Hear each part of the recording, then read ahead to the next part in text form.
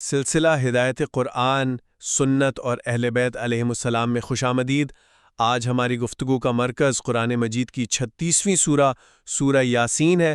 اسے قلب القرآن یعنی قرآن کا دل بھی کہا گیا ہے، جو اس کی غیر معمولی اہمیت کی ایک نشانی ہے۔ یہ مکی سورت توحید، رسالت اور قیامت کے بنیادی عقائد کو بہت ہی مؤثر انداز میں بیان کرتی ہے۔ آج ہم اس کی ابتدائی آیات پر بات کریں گے، جہاں اللہ تعالیٰ نے اپنے رسول کی رسالت پر قسم کھائی ہے اور ان لوگوں کی حالت بیان کی ہے جو ہدایت سے منہ موڑ لیتے ہیں۔ دیکھیں، میرا موقف تو یہ ہے کہ یہ آیات انسانی اختیار اور اس کے نتائج کے ایک آفاقی قانون کو بیان کرتی ہیں، یعنی انسان اپنی ضد اور ہٹ درمی سے خود کو اس مقام پر پہنچا دیتا ہے جہاں ہدایت اس پر بے اثر ہو جاتی ہے۔ اور دیکھیں، میں اس بات کو تھوڑا ایک مختلف زاویے سے دیکھتی ہوں۔ میں سمجھتی ہوں کہ ان آیات کی زبان محض انسانی اعمال کے نتیجے کو بیان نہیں کرتی، بلکہ اس میں ایک الہی فیصلے اور ایک ختمیت کا رنگ غالب ہے۔ الفاظ جیسے ہم نے ان کی گردنوں میں توق ڈال دیے یا ان پر پردہ ڈال دیا، یہ ایک ایسے مقام کی نشاندہی کرتے ہیں جہاں شاید انسان کی مہلت ختم ہو جاتی ہے اور اس کی روحانی موت پر ایک خدائی مہر لگ جاتی ہے۔ تو ہماری بحث کا محور یہی ہوگا کہ یہ کیفیت محض انسان کا اپنا پیدا کردہ نتیجہ ہے، یا اس میں ایک الہی مداخلت کا عنصر بھی شامل ہے جو سرکشی کی انتہا پر ظاہر ہوتا ہے۔ بہت خوب، آئیے آغاز کرتے ہیں۔ سورہ شروع ہوتی ہے یاسین والقرآن الحکیم انک لمن المرسلین علی صراط مستقیم۔ قسم ہے قرآن حکیم کی، بے شک آپ یقیناً رسولوں میں سے ہیں، سیدھے راستے پر ہیں۔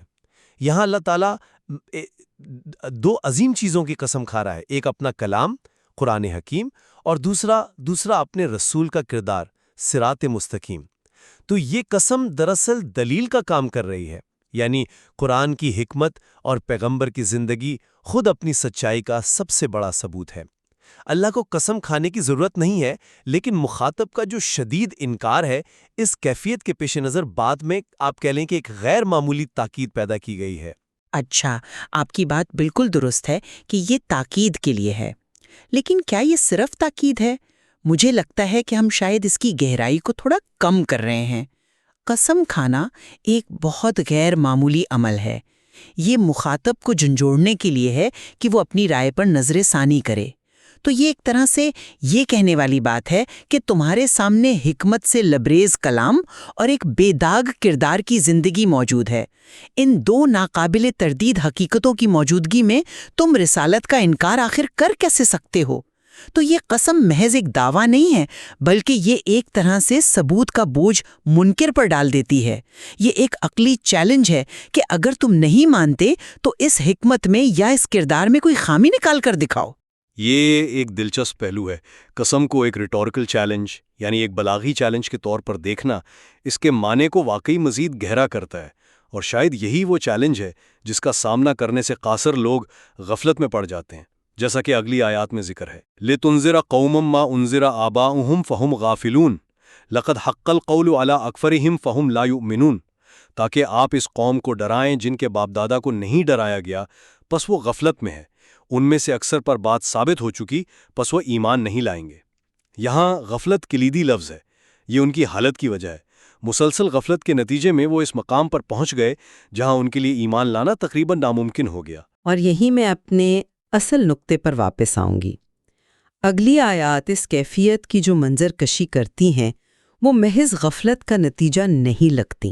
آپ سنیے، اِنَّ جَعَلْنَا فِي أَعْنَاقِهِمْ أَغْلَالًا فَهِيَ إِلَى الْأَذْقَانِ فَهُمْ مُقْمَحُونَ وَجَعَلْنَا مِنْ بَيْنِ أَيْدِيهِمْ سَدًّا وَمِنْ خَلْفِهِمْ سَدًّا فَأَغْشَيْنَاهُمْ فَهُمْ لَا يُبْصِرُونَ۔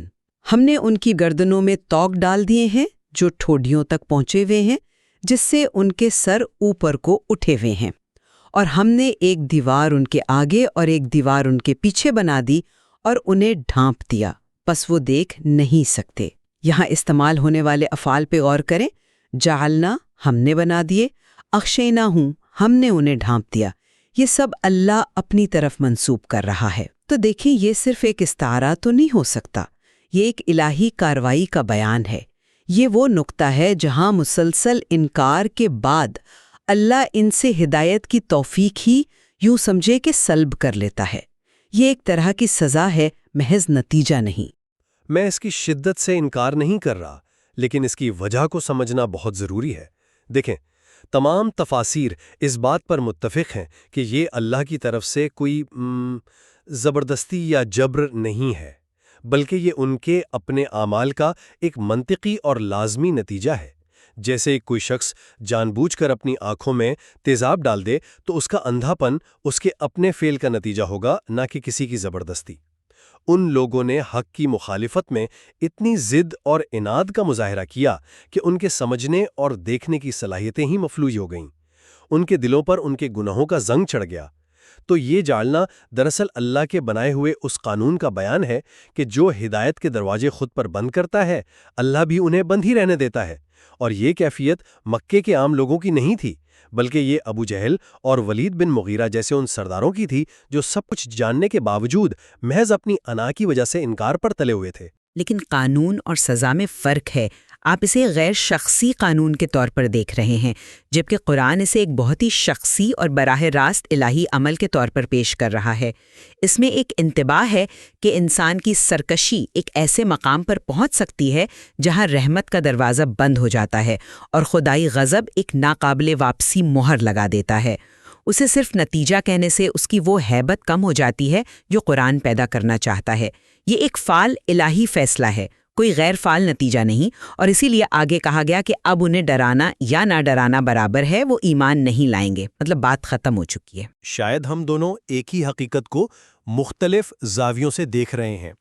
اس میں کوئی شک نہیں کہ یہ ایک حتمی فیصلہ ہے، لیکن اس فیصلے کا محرک انسان کا اپنا عمل ہی ہے، اور اس کے فوراً بعد آیت 12 اسی اصول کو مزید واضح کرتی ہے۔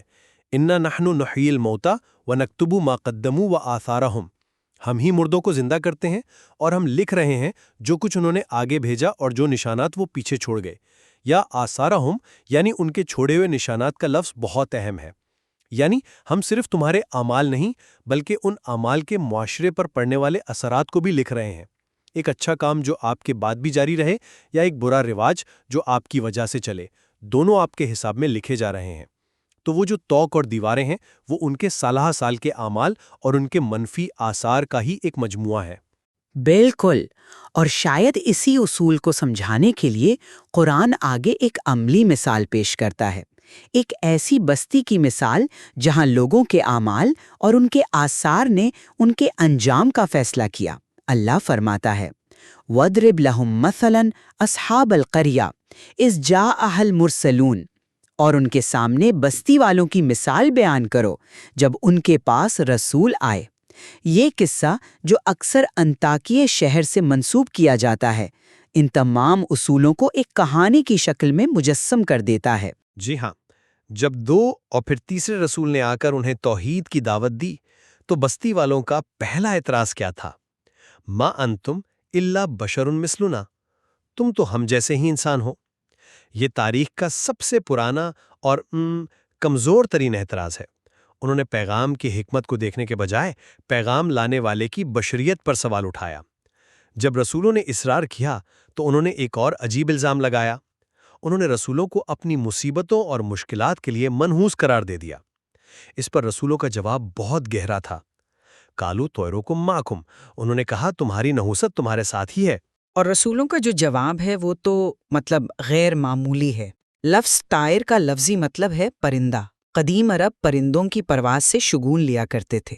قرآن اسی لفظ کو استعمال کر کے ان کی توہم پرستانہ اور غیر منطقی ذہنیت کو چیلنج کر رہا ہے۔ وہ کہہ رہے ہیں کہ تمہاری بدبختی کی وجہ کوئی بیرونی طاقت یا آسمانی اشارہ نہیں ہے، بلکہ تمہاری اپنی داخلی حالت، تمہارے اپنے عقائد اور اعمال ہیں۔ تمہاری اصل بیماری تمہارا شرک، تمہارا ظلم اور تمہارا اسراف یعنی حد سے گزرنا ہے۔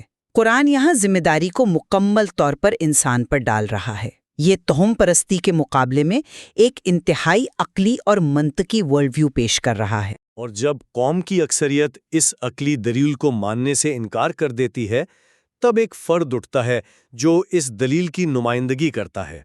وَجَاءَ مِنْ أَقْصَى الْمَدِينَةِ رَجُلٌ يَسْعَىٰ، اور شہر کے دور دراز کونے سے ایک شخص دوڑتا ہوا آیا۔ روایات میں ان کا نام حبیب نجار بتایا گیا ہے۔ ان کا شہر کے مرکز سے نہ آنا بلکہ دور دراز کونے سے آنا یہ خود ایک علامت ہے۔ یہ بتا رہا ہے کہ حق کی آواز اکثر طاقت کے مراکز سے نہیں بلکہ حاشیے پر موجود مخلص لوگوں سے بلند ہوتی ہے۔ جی، اور ان کی دلیل کی خوبصورتی دیکھیں۔ وہ کوئی معجزہ یا کوئی آسمانی دعویٰ نہیں کرتے، وہ خالص عقل اور فطرت کی بات کرتے ہیں۔ کہتے ہیں ان رسولوں کی پیروی کرو جو تم سے کوئی اجرت نہیں مانگتے اور خود ہدایت پر ہیں، اور پھر توحید پر سب سے سادہ اور گہری دلیل دیتے ہیں وَمَا لِيَ لَا أَعْبُدُ الَّذِي فَطَرَنِي وَإِلَيْهِ تُرْجَعُونَ۔ آخر میرے پاس کیا وجہ ہے کہ میں اس کی عبادت نہ کروں جس نے مجھے پیدا کیا، اور تم سب کو اسی کی طرف لوٹ کر جانا ہے۔ اور یہی وہ سوال ہے، آپ دیکھیں کہ جس کا جواب کسی بھی منکر کے پاس نہیں ہوتا۔ جب ان کی منطق ناکام ہو جاتی ہے تو وہ تشدد پر اتر آتے ہیں اور اس شخص کو شہید کر دیتے ہیں۔ ان کی شہادت کے بعد کا منظر اس سورے کے عظیم ترین مقامات میں سے ہے۔ انہیں فوراً کہا جاتا ہے قیل ادخل الجنہ، کہا گیا جنت میں داخل ہو جاؤ، لیکن جنت میں داخل ہو کر بھی انہیں اپنی قوم کا خیال ہے۔ وہ کہتے ہیں یا لیت قومی یعلمون بما غفر لی ربی وجعلنی من المکرمین، اے کاش میری قوم جان لیتی کہ میرے رب نے مجھے کیوں بخش دیا اور مجھے عزت والوں میں شامل کیا۔ یہ ایک سچے مومن کے دل کی وسعت ہے۔ وہ انتقام نہیں بلکہ موت کے بعد بھی اپنی قاتل قوم کی ہدایت کی تمنا کر رہا ہے۔ روایات میں امام جعفر صادق علیہ السلام فرماتے ہیں کہ حبیب نجار اپنی زندگی میں اور اپنی موت کے بعد دونوں حالتوں میں اپنی قوم کے خیر خواہ رہے۔ ان کی یہ خواہش محض خیر خواہی نہیں ہے، یہ ان کے ایمان کی حتمی فتح کا اعلان بھی ہے۔ وہ کہہ رہے ہیں کہ کاش تم جان لیتے کہ جس راستے کو تم موت اور ناکامی سمجھ رہے تھے وہی ابدی زندگی اور عزت کا راستہ تھا۔ ان کا قتل دراصل بستی والوں کی منطقی اور اخلاقی شکست کا اعتراف تھا، اور اس آخری حجت کے تمام ہو جانے کے بعد ان پر عذاب نازل ہوتا ہے۔ ان کانت الا صیحۃ واحدۃ فاذا هم خامدون، وہ تو بس ایک چنگھاڑ تھی اور وہ سب کے سب بجھ کر رہ گئے۔ عذاب کی نوعیت بھی قابل غور ہے، کوئی لمبی چوڑی جنگ یا تباہی نہیں، بس ایک صیحہ یعنی ایک آواز، ایک چیخ، اور سب کچھ ختم، جیسے کوئی شعلہ بجھا دیا جائے۔ یہ ان کی طاقت اور تکبر کی حقیقت کو ظاہر کرتا ہے کہ وہ اللہ کی قدرت کے سامنے کتنے بے بس اور کمزور تھے۔ صحیح، اور اس پورے واقعے کے بعد جو تبصرہ اللہ تعالیٰ کرتا ہے وہ غصے یا فتح کا نہیں بلکہ افسوس کا ہے۔ یا حسرتن علی العباد، ہائے افسوس ان بندوں پر۔ یہ اس پوری گفتگو کو سمیٹ دیتا ہے۔ یہ ان بندوں پر اللہ کا افسوس ہے جنہوں نے اپنے اختیار کو اپنی ہلاکت کے لیے استعمال کیا۔ یہ اس المیے پر اظہار حسرت ہے کہ ان کے پاس حکمت آئی، منطق آئی، ایک مخلص خیرخواہ آیا، لیکن انہوں نے سب کو ٹھکرا دیا اور اپنے آپ کو تباہی کے حوالے کر دیا۔ اور یہ آیت میرے خیال میں میرے ابتدائی نقطے پر واپس آ جاتی ہے اور اسے بہت تقویت دیتی ہے کہ جب انسان تمام حدیں پار کر جاتا ہے تو اس کا انجام ایک الہی فیصلے کے تحت طے کر دیا جاتا ہے، اور اس انجام پر خوشی نہیں بلکہ افسوس کیا جاتا ہے کہ ایک مخلوق نے اپنی امکانات کو کیسے ضائع کر دیا۔